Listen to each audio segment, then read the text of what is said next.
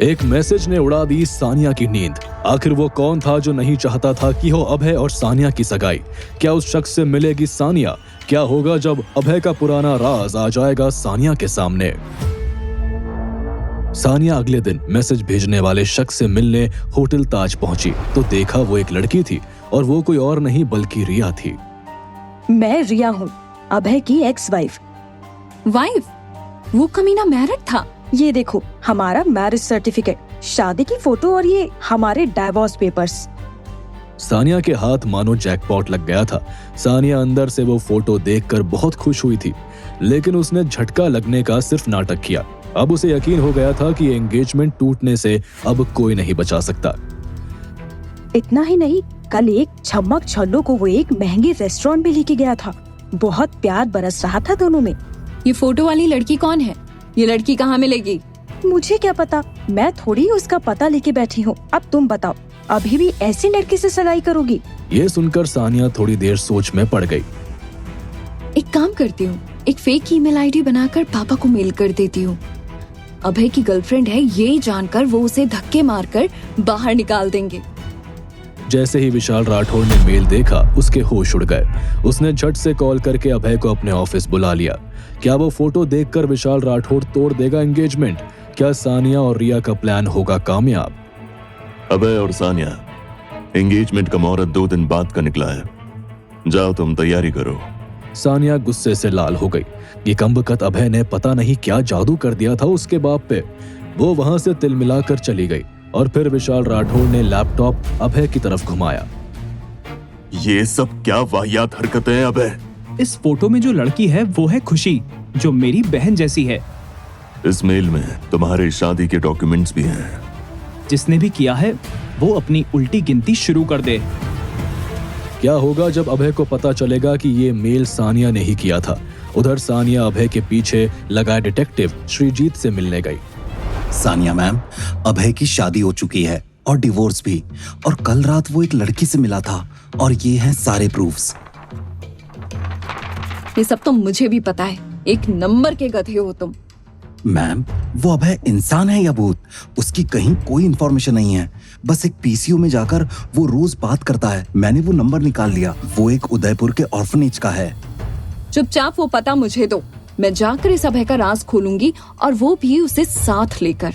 क्या राज था वो पीसीओ के नंबर का? अभय का क्या नाता था उस ऑर्फनेज से? अभय, अभी 2 घंटे में एयरपोर्ट पर मिलो। एयरपोर्ट? क्यों? एंगेजमेंट छोड़कर भागने का इरादा है? मजाक करना है तो सर्कस में जाओ। ठीक है, आता हूँ। 2 घंटे बाद दोनों एयरपोर्ट पर थे। सानिया ने प्लेन की तरफ इशारा किया। मुझे एयरपोर्ट से नहीं, अपने फेवरेट स्टोर से शॉपिंग करनी है और वो स्टोर यहाँ से दूर है, इसीलिए हम फ्लाइट से जाएंगे। इस शहर में कोई कपड़े की दुकान नहीं है क्या? तुम्हारे जैसा घटिया ड्रेसिंग सेंस नहीं है मेरा। अब एंगेजमेंट में हम दोनों में से कोई एक तो अच्छा लगना चाहिए ना। सानिया और अभय दोनों प्लेन में जाकर बैठे। कुछ देर बाद लैंडिंग के वक्त पायलट ने डेस्टिनेशन का ऐलान कर दिया। उदयपुर सुनते ही अभय थोड़ा अनकंफर्टेबल हो गया। सानिया, हम लोग उदयपुर आए हैं।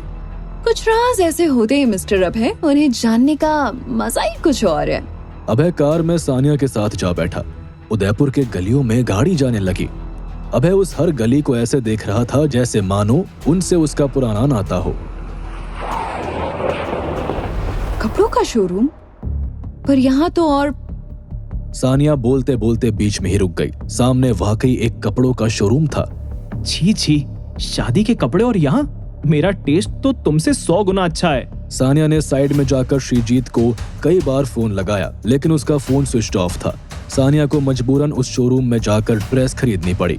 वहां सानिया बेमन से ड्रेसेस ट्राई कर रही थी और अभय उसे देखकर मुस्कुरा रहा था। लेकिन आखिर उस ऑर्फनेज का क्या हुआ? उसकी जगह ये कपड़ों की दुकान कैसे आ गई? उस 2 कौड़ी के डिटेक्टिव से मेरे राज खोलना चाहती थी सानिया। मेरी एक झापट में ही उसने सब कुछ उगल दिया। उसी से ये सब मैंने करवाया है। तुम मेरे बारे में इस जिंदगी में तो कुछ पता नहीं कर पाओगी। सानिया ने अभय के सामने अपनी इज्जत बचाने के लिए वहीं से एक ड्रेस ली और दोनों एयरपोर्ट पर लौट आए। दोनों सिक्योरिटी चेकिंग के लिए जा ही रहे थे, तभी पीछे से एक आदमी की आवाज आई। सानिया! सानिया पीछे मुड़ी तो देखा कि वहां उसके कॉलेज का सीनियर दीपक खड़ा था। दीपक, तुम यहाँ कैसे? मीटिंग के लिए आया था। मैंने 2 दिन पहले सुना था तुम भी शादी करने वाली हो। सानिया वैसे तो अभय को इंट्रोड्यूस नहीं करवाना चाहती थी, लेकिन तभी अभय पलट गया और उसे देखकर दीपक को मानो 440 वोल्ट का करंट लग गया। अभय, तुम जेल से कब छूटे? अभय जेल क्यों गया था और दीपक उसे कैसे जानता है? अब क्या सानिया को अभय से एंगेजमेंट तोड़ने का एक और बहाना मिल जाएगा? क्या है अभय का पास्ट? जानने के लिए देखिए अगला एपिसोड सिर्फ पॉकेट एफएम के YouTube चैनल पर। और बंदा ये बैडएस है कि सारे एपिसोड्स को सुनने के लिए डिस्क्रिप्शन में दी हुई लिंक से डाउनलोड कीजिए पॉकेट एफएम ऐप।